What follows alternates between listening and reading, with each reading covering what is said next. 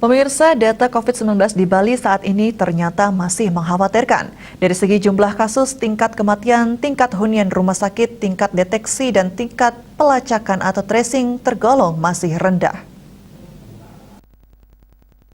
Virolog UNUD KD Mahardika menyatakan tingkat kasus di Bali masih belum menurun, meskipun nasional sudah mulai signifikan menurun dan konsisten.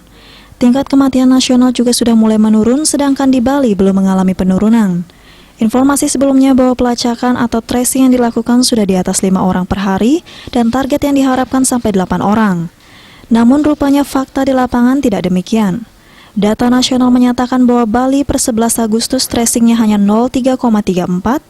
Hal ini berarti dari 10 orang yang positif, hanya 3 dari 10 orang tersebut menjadi target tracing.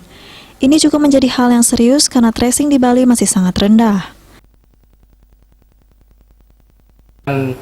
Sayang sekali dengan kondisi seperti ini, dan rupanya saya baru sadari informasi sebelumnya tracing kita adalah 3-5 orang di Bali yang diharapkan sampai di atas 8 ya. Tapi rupanya tidak seperti itu. Jadi kita rupanya dikasih PHP ini, pemberi harapan palsu. Itu data nasional itu Bali bahkan per 11 Agustus itu tracingnya hanya 0,334. Jadi artinya dari 10 orang yang positif, yang dicari hanya 3 dari 10 itu. Mestinya kalau mau 8 ya 80 mestinya ya.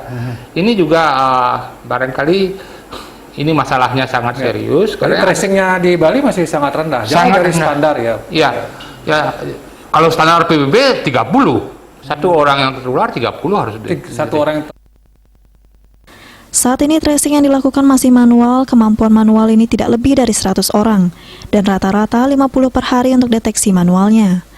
Apabila menggunakan sistem otomatis, perharinya tracing bisa dilakukan terhadap 1.000 orang. Agung Ria, Bali TV.